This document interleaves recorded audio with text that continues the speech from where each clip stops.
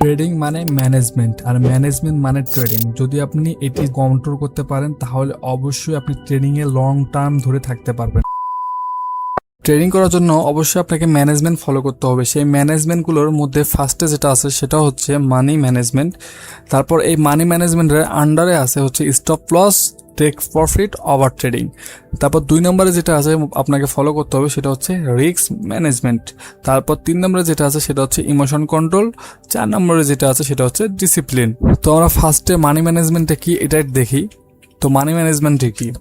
Money management হচ্ছে আপনার পকেটের টাকা, আপনি যে টাকা আপনি হচ্ছে ডিপোজিট করতেছেন সেটা হচ্ছে মানি ম্যানেজমেন্টের আন্ডারে পড়বে। মানে সাপোজ ধরে রাখুন আপনার অ্যাকাউন্টে আছে $500, আপনার অ্যাকাউন্টে $500 আছে। এই $500টা আপনি কিভাবে ম্যানেজ করে চলবেন সেটাই হচ্ছে মানি ম্যানেজমেন্টের আন্ডারে পড়তেছে। সাপোজ ধরে রাখুন যে এই $500 আপনি কোনো ম্যানেজ করলেন না, মানে মানি ম্যানেজ করলেন না, আপনি একদিনে $100 লস করলেন, পরবর্তী দিনে $200 লস করলেন, কত গেল 300। তারপরের দিনে আপনি আবার $100 লস করলেন, কত গেল 400। তারপরের দিনে আপনি আরও $100 লস করলেন। এখানে কিন্তু আপনার 4-5 দিনে আপনার অ্যাকাউন্ট খালি হয়ে যাচ্ছে। কিন্তু আপনি যদি এটা ম্যানেজ করে চলেন, আপনি সাপোজ ধরে রাখলেন যে এই $500 আপনি 2% করে ডেলি ইউজ করবেন বা 3% করে ডেলি ইউজ করবেন। হ্যাঁ, আপনার এখানে নিজের কন্ডিশনে আপনি নিলেন যে 3% অথবা 5%।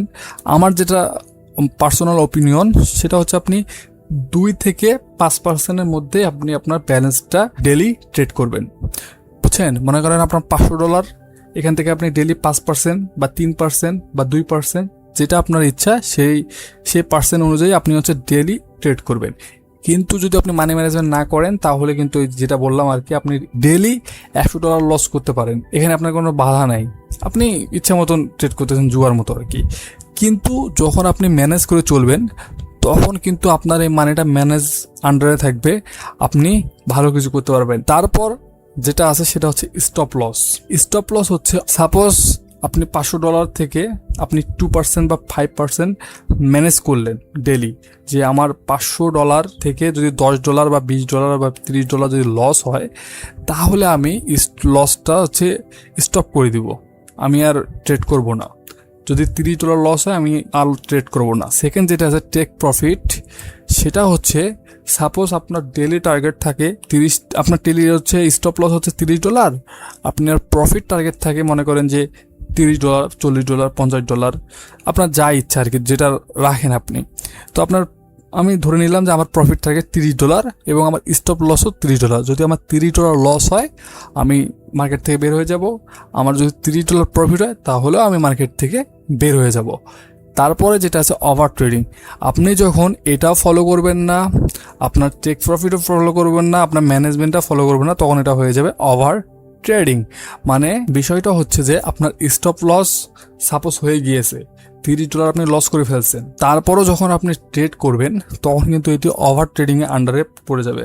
আর ওভার ট্রেডিংয়ে কিন্তু মারাত্মক একটা সমস্যা, যদি আপনি এটা করে থাকেন তাহলে কিন্তু ভাই শেষ, একদম রাস্তায় নেমে যাবেন। তারপর দ্বিতীয় নম্বরে যেটা আছে সেটা হচ্ছে রিস্ক ম্যানেজমেন্ট।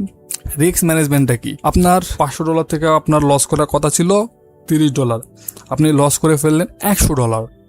এখন এটা কি হয়ে গেল? রিস্কের কাতারে চলে গেল। এখন আপনার কিন্তু রিস্ক হয়ে গেল যে এখন $100 আপনাকে যদি মার্কেট থেকে নিয়ে আসতে হয় তাহলে কিন্তু আপনাকে অনেক পরিশ্রম করতে হবে।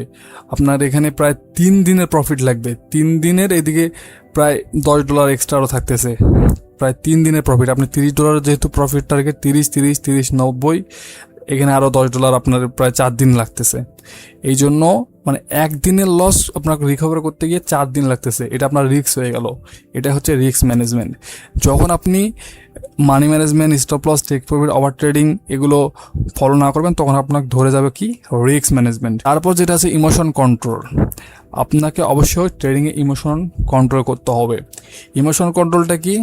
আপনি ট্রেডিংয়ে আসছেন ভালো কথা, কিন্তু আপনাকে এটাও মানতে হবে যে ভাই ট্রেডিংয়ে কিন্তু লস হবেই। ট্রেডিংয়ে লস হবে, এটা আমি 100% আপনাকে বলবো যে ট্রেডিংয়ে লস হবেই, কিন্তু এর লসটা আপনার মানে রেগুলার হবে এটা না। লস হবে, একদিন আপনি 10 দিন প্রফিট করবেন, 5 দিন আপনাকে লস দিতে হবে, বা 2 দিন আপনাকে লস দিতে হবে, বা 3 দিন আপনাকে লস দিতে হবে। এটা আপনাকে মানতে হবে। এটা কথা কি যে প্র্যাকটিক্যাল জগতেও কিন্তু আমাদের মানে চলতে হয়, আমাদের অনেক কিছুই কিন্তু মানতে হয়, আমরা কিন্তু চাই না তবুও মানতে হয়। সো ট্রেডিংয়েও আপনাকে মানতে হবে। লস হবে একদিন, 10 দিন প্রফিট করবেন, একদিন লস দেবেন না, এটা কোনো কথা না ভাই, বিজনেসে লস হবে।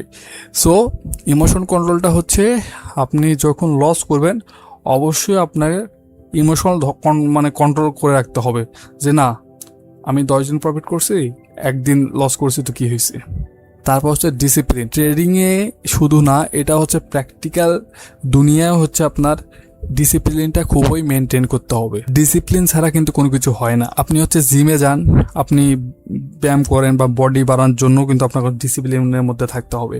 আপনি চাইলে একদিনে কিন্তু একদম বডি বিল্ডার হতে পারবেন না, আপনাকে স্টেপ বাই স্টেপ আগাইতে হবে। সেম ট্রেডিংও আপনাকে ডিসিপ্লিনের মধ্যে থাকতে হবে, স্টেপ বাই স্টেপ আপনাকে হচ্ছে কাজ করে যাইতে হবে। ডিসিপ্লিনটা শুধু ট্রেডিং এর জন্য না, ডিসিপ্লিনটা আপনার প্র্যাকটিক্যাল জগতের জন্য। এখন অনেকের কনফিউশন থাকতে পারে যে ভাই আমার হচ্ছে $500 বা $1000, আমি এটা কিভাবে মেনটেন করবো, আমার কত পার্সেন্ট ট্রেড নিলে ভালো হয় এবং কিভাবে এটা ক্যালকুলেট করব। সো এই ক্যালকুলেট করার জন্য একটা ওয়েবসাইট আছে। আপনি সিম্পলি কি করবেন, আপনার কম্পিউটারে গুগল ক্রোম ব্রাউজারে চলে যাবেন। গুগল ক্রোম ব্রাউজারে আসার পর আপনি জাস্ট সিম্পলি সার্চ করবেন হচ্ছে ফরেক্স কম্পাউন্ডিং ক্যালকুলেটর, এটি লিখে সার্চ করবেন। দেন ফার্স্টে যেটা আসবে ফর দ্য ক্যালকুলেটর সাইট, এটিতে আপনি হচ্ছে ক্লিক করবেন। এখানে কি করবেন, ফার্স্টে আপনার কারেন্সি সিলেক্ট করতে বলবে। এখানে কি কারেন্সিতে আপনি চাচ্ছেন, মানে আপনার যে ডলারটা থাকবে সেটি ডলারে থাকবে, ইউরোতে থাকবে, না কিসে থাকবে, সেটি আপনি এখান থেকে সিলেক্ট করতে পারবেন। সো আমি এখানে ডলারে রেখে দিচ্ছি। তারপর আপনার স্টার্ট ব্যালেন্স, আপনি কত ডলারে ট্রেড করতে যাচ্ছেন। আমি চাচ্ছি হচ্ছে $500 ট্রেড করব, মানে আমার অ্যাকাউন্টে আমি $500 ডিপোজিট করবো আর কি। তো এখন এই যে $500 আছে, এই $500 আপনি কত পার্সেন্ট করে আপনি ডেলি ইউজ করবেন সেটি আপনি এখান থেকে সিলেক্ট করতে পারেন। সাপোজ আপনি এই $500 ডেলি 5% করে ইউজ করবেন। সো আমি এখানে 5% লিখে দিলাম। তারপর এখানে আপনি এটি ইয়ারলি কন্ট্রোল করতে চাচ্ছেন না মান্থলি, আমি অবশ্যই মান্থলি কন্ট্রোল করতে চাচ্ছি, তো এখানে 30 লিখে দিলাম। তারপর এখান থেকে আপনি সিম্পলি ক্যালকুলেটে ক্লিক করে দিবেন। ক্যালকুলেটে ক্লিক করার পর আপনি সিম্পলি এখান থেকে তাদের একটা হচ্ছে এখানে রোড ম্যাপ পেয়ে যাবেন। তো আশা করি ট্রেডিং ম্যানেজমেন্ট নিয়ে আপনাদের আর কোনো কনফিউশন নাই, আমি সব কিছু তুলে ধরার চেষ্টা করছি, কোনো কিছু বাদ রাখি নাই। তো আমার জন্য সবাই দোয়া করবেন এবং আপনাদের জন্য আমি দোয়া করি। ভালো থাকবেন সবাই, দেখা হবে অন্য কোনো ভিডিওতে। আল্লাহ হাফেজ।